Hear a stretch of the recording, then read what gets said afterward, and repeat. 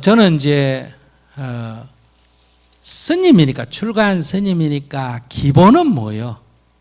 출가한 스님이 세상을 위해서 아주 좋은 일을 해. 예를 들면 가난한 사람도 돕고 환경운동도 하고 뭐도 하고 이러면서 자기는 맨 저녁만 되면 술 먹고 괴로워 못 살겠다 이러면 일반인이면 이해가 되지만 출가한 스님으로는 맞아요, 안 맞아요? 안 맞아. 그러니까 출가한 스님으로서의 맨 첫째는 자기가 행복해야 돼. 제 말 이해하셨어요? 지부터 잘 살아야 된다 이 말이에요.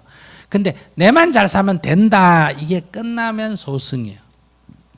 그러니까 나도 행복하게 살지만은 남이 행복하게 사는데 좀 도움을 줄 수 있으면 좋다. 이게 상구보리 아화중생이란 말이에요. 그래서 여러분께 이렇게 조금 도움이 되도록 하는 거예요.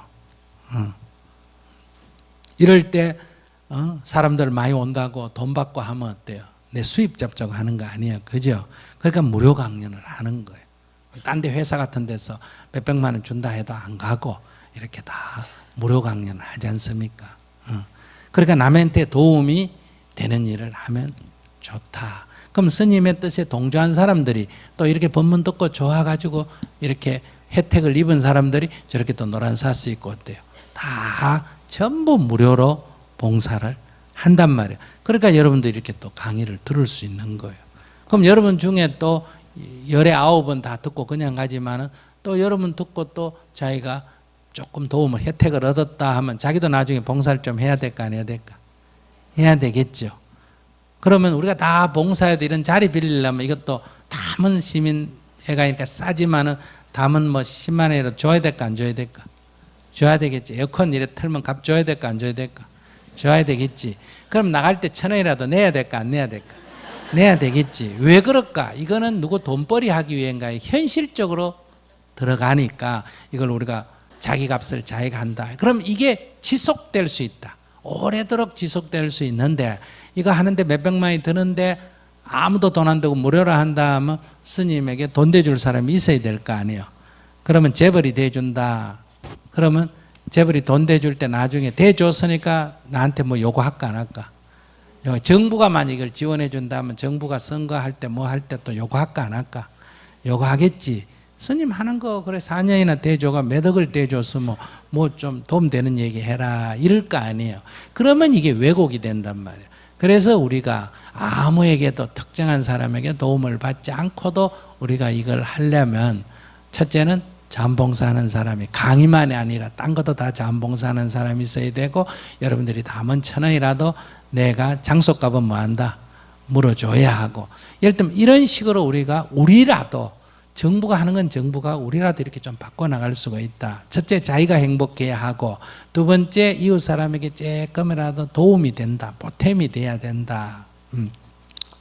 거기서 한 발 더 나간다면 거기서 한 발 더 나갈 수 있다면 우리나라가 다시는 전쟁이 없이 평화적이었으면 좋겠다.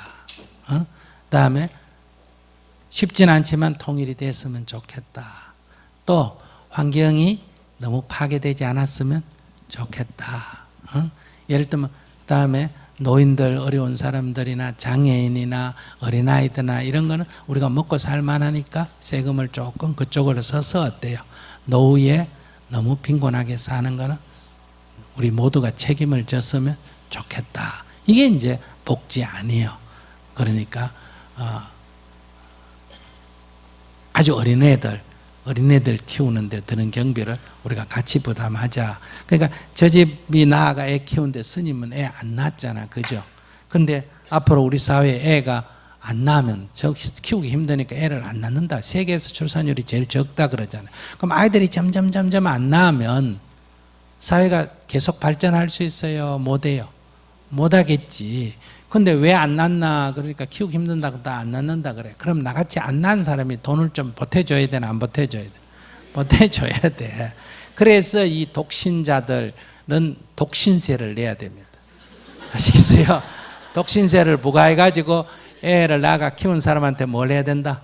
여러 가지 지원해야 돼. 그러니까 엄마가 애를 낳아 키우면 애가 엄마한테 한 3년은 붙어 살아야 돼. 젖 먹고. 그러려면 엄마가 직장 나가면 안 되잖아. 그러면 사실은 3년은 뭐 해야 된다? 애기 낳아 키우는 사람한테 유급휴가를 줘야 돼. 왜냐하면 애 키우는 건 더 이상 개인 문제가 아니고 우리 나라의 문제이기 때문에. 그러려면 돈이 많이 들어요, 적게 들어? 많이 들어. 그럼 돈을 누가 내야 될 거 아니야, 그죠? 그러니까 스님같이 저렇게 혼자 사는 인간들한테 돈을 좀 내야 돼. 니 뭔데 니 혼자 사나? 이래가지고 세금을 여기 25 넘었는데도 애 없는 사람한테 세금을 내야 돼. 언제까지? 40살까지 45살까지 내야 돼요. 나는 이제 넘어서 안 내도 되겠지만.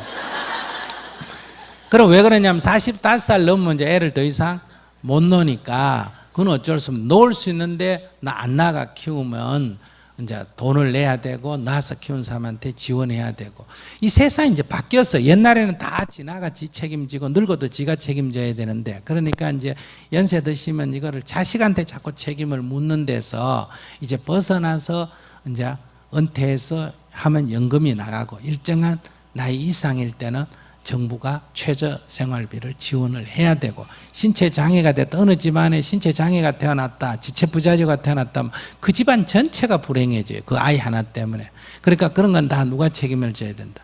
사회가 책임을, 정부가 책임을 져. 정부가 책임진다는 게 누가 책임진다는 거예요? 국민이 책임진다 이 말이에요. 정부라는 게 우리가 돈 내가 세금 내가 하는 거니까. 이런 식으로 해서 이제 사회 안전망을 우리가 구축해 나가면 이 늙어도 좀 덜 불안하고, 또 직장 다닐 때 100원을 받으면 실업이 되면, 직장을 잃으면 외국엔 다 80원을 줍니다. 많이 주죠? 적게 줘요? 많이 줘요? 직장 잃어서 내가 100만 원 받았다 하면 직장 오늘 딱 떨어지면 내가 그만둔 건 안 돼요. 사표 낸 거는. 근데 회사에서 그만두면 80만 원 그냥 나와요. 영원히 주느냐? 아니에요. 6개월 안에 직장을 계속 구하는데도 안 구해진다. 그럼 70만 원 줘요. 근데 직장 안 구하고 논다 이러면 안 돼요. 그러니까 구하는데 안 됐다. 이건 이 사람 책임이 아니라는 거예요. 사회가 책임을 져요. 그러면 직장에서 나가라 그럴 때 안 나가려고 막 목숨 걸고 싸우고 이런 일이 없어져요. 그래가 또 다시 직장 구하면 실업수당 없어지고. 그럼 우리가 직장 다닐 때 받는 월급 중에 얼마가 계속 뭐가 된다? 떼가지고 저축을 해가 실업을 당했을 때 지원하도록. 이러면 사람 사는 게 어때요? 좀 덜 불안해진다 이런 얘기예요. 그런데 우리는 지금 가난했기 때문에 그런 경험이 없고 전부 지가 벌어가 지가 먹고 사는 걸로 해와서 지금까지 악착같이 해와서 지금까지 성공적으로 왔어요. 근데 계속 이렇게 가면 어떠냐? 잘 사는데도 사람들이 불안한 거예요. 노후가 불안하고, 실직할 때 불안하고, 실패했을 때 불안하고. 그래서 행복하지가 못해요. 잘 사는데 행복도가 꼴찌요. 알아요? 세계에서 124개국 중에 119등이라든가, 아예 OECD 잘 사는 나라 중에는 아예 꽁지고. 그러니까 이제 우리가 사회를 이렇게 조금씩 개선해 나가야 된다. 그런데 그것보다 최우선적인 건, 세상이 어떻든 자기는 뭐 해야 된다? 행복해야 돼요. 행복 안 하면 누만 손해다. 지만 손해다. 여기 제일 먼저 남편이 돌아가셔도 저분 행복해야 돼요. 저러니까 죽을 때까지 슬프게 울다 죽어야 돼. 행복해야 돼. 자식이 죽어도 맨날 울기만 해야 돼. 행복해야 돼. 행복해야 돼. 암이 걸렸다. 그럼 죽을 때까지 한 3년간 울다가 죽어야 돼요. 3년간 웃다가 죽어야 돼요. 3년간 웃다가 죽어야 돼. 그래, 첫째 행복해야 되고, 이 행복을 나만 가질 게 아니라 이웃도 행복할 수 있도록 이 좋은 법을 전해야 되고, 그 다음에 사회 전체가 사람이 행복할 수 있는 조건을 우리가 자꾸 만들어 가야 된다. 그렇게 우리가 나아간다면 우리보다는 우리 후손들이 더 행복하게 살 거다. 근데 지금은 안 그래요. 여기 연세 드신 분, 5, 60대 되시는 분하고 여기 20, 30대 되시는 분하고, 어른들이 볼 때는 20, 30대 되시는 분들은 저거 뭐 죽어야 뭐 밥을 굶어 봤나, 뭐 우리는 초등학교만 나와가 다 죽기 살기를 이래가 다 애 7, 8 나가 다 키워가 성공했는데, 지금 뭐 공부도 대학 나오지, 그죠? 애도 뭐 낳지도 않지, 나도 하나 나가 키우지, 뭐 아파트 집에 뭐 밥을 지가 하나 밥통에 하지, 세탁을 지가 하나 세탁기가 하지, 뭐 직장 가도 다 기계로 하지.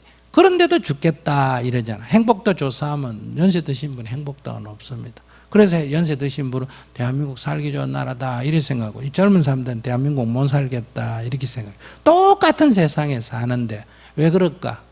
누가 잘못한 게 옛날 경험이 있기 때문에, 우리는 어려울 때 경험을 했기 때문에 그걸 기준해서 보니 잘 산다 이렇게 생각하고, 젊은 사람은 잘 살 때 기준을 해가 보니까 못 산다. 여러분도 마찬가지예요. 내보다 못 사는 사람 기준을 하면, 지금 아까 첫 번째 질문자가 뭐 남편이 어쩌고 저쩌고 하는데, 저 남편 돌아가신 분 기준을 하면 저 사람은 어때? 행복해요 안 해요?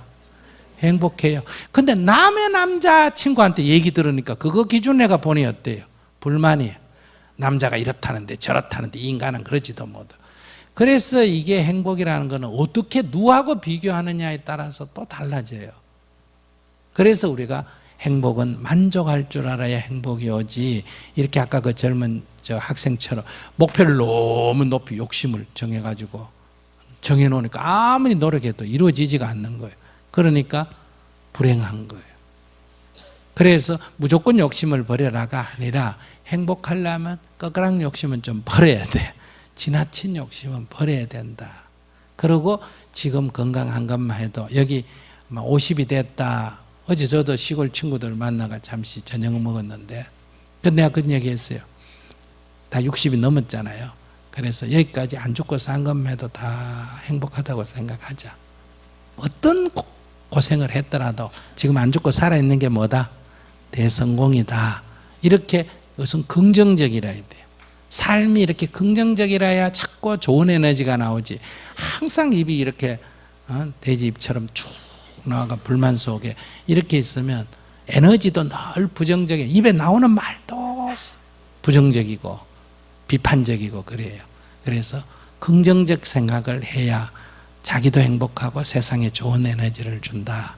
나날이 행복하시기 바랍니다. 감사합니다.